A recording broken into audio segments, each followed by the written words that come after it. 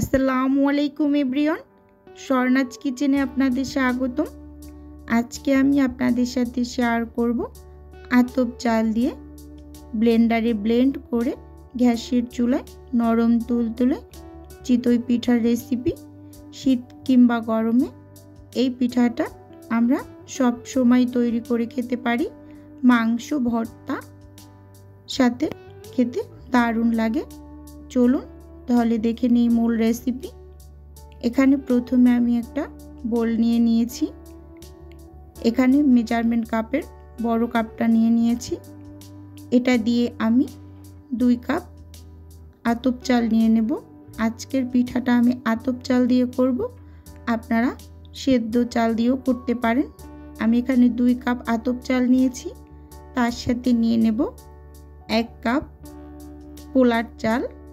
2 cup আতপ চালের সাথে 1 কাপ পোলার চাল নিয়ে নিয়েছি।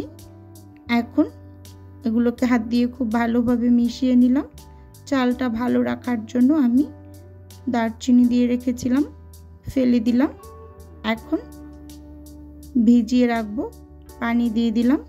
হাত দিয়ে খুব ভালোভাবে নেড়ে চেড়ে মিশিয়ে এটাকে আমি 3 থেকে 4 ঘন্টার মতো ভিজিয়ে রেখেছি। 3 থেকে 4 ঘন্টা পর এটাকে ভালোভাবে ধুয়ে নিয়েছি। এখন আমি এটাকে ব্লেন্ড করে নেব ব্লেন্ডারের জারে। আপনাদের কাছে ব্লেন্ডারের জার না থাকলে আপনারা শিলপাটাতেও বেটে নিতে পারেন।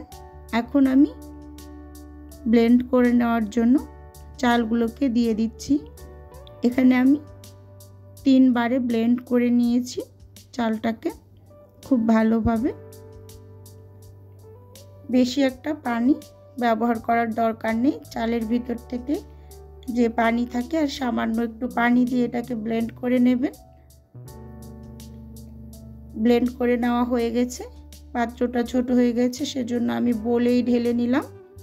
ঢেলে নেওয়া হয়ে গেছে। এখন এখানে আমি দিয়ে দেব স্বাদ মতো লবণ। লবণটা দিয়ে হাত দিয়ে খুব ভালোভাবে এটাকে মিশিয়ে নেব। এই কাজটা একটু সময় নিয়ে ভালোভাবে মিশিয়ে নেবেন। এখন আমি এখানে কুসুম গরম পানি নিয়েছি। এই টিপসটা অবশ্যই ফলো করবেন। এখানে কুসুম গরম পানি নিতে হবে আস্তে আস্তে করে। এখন পিঠার ব্যাটারটা রেডি করে নেব। আমি দেখিয়ে দেব এটার ঘনত্বটা কেমন হবে। আস্তে আস্তে পানি মেশাতে হবে। একসাথে অনেকটা পরিমাণ পানি দিয়ে দিলে ব্যাটারটা খুব বেশি পাতলা হয়ে যাবে। এই যে আপনাদের আমি দেখিয়ে দিচ্ছি, ব্যাটারটা ঠিক এইরকম হবে। এরকম ঘনত্ব যখন চলে আসবে এই পর্যায়ে আমি এখানে দিয়ে দেব 1 টেবিল চামচ বেকিং সোডা। আমার কাছে বেকিং পাউডারটা ছিল না, তাই বেকিং সোডা দিয়ে দিলাম। পাউডারটা দিলে হয়তো বা ভালো হতো। আর বেকিং সোডার কাজ আসলে মূলত কি সেটা আমার ওরকম জানা নেই, কিন্তু খাবারে তো দেওয়া যায় তাই দিয়ে দিলাম। আপনাদের জানা থাকলে ভালোভাবে তাইলে আমাকে অবশ্যই কমেন্ট বক্সে জানাবেন। এখন আমি সাজ দিয়ে চুলোতে গরম করে নিয়েছি। এটা একটু সামান্য তেল দিয়ে মুছে নিয়েছিলাম।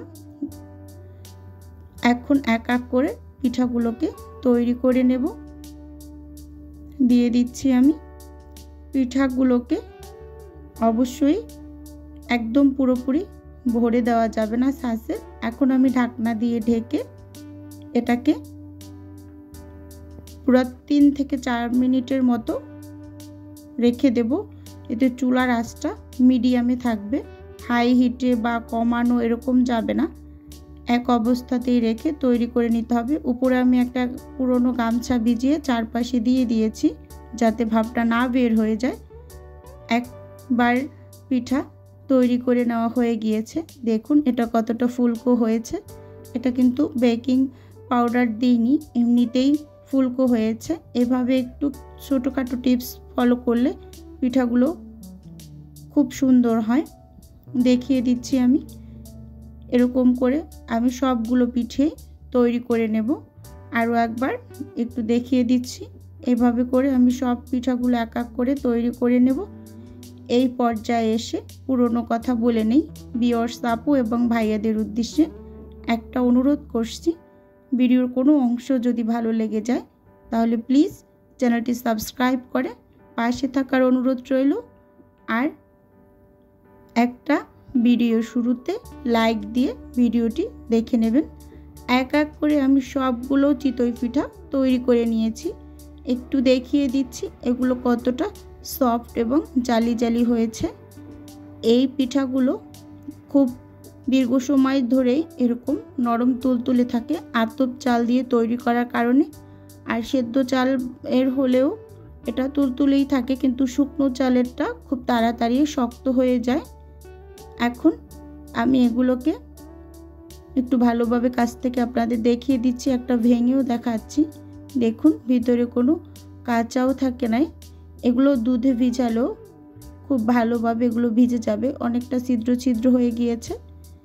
এটাকে আমি আজকে মুরগি মাংসর ঝোল দিয়ে খাবো, সেজন্য মুরগি মাংস দিয়ে একটু পরিবেশন করে দেখিয়ে দিচ্ছি। এটা ভর্তা কিংবা মুরগির মাংস, গরুর মাংস যে কোনো কিছু দিয়েই খেতে খুবই ভালো লাগে। আজকের ভিডিও এ পর্যন্তই। আল্লাহ হাফেজ, আসসালামু আলাইকুম।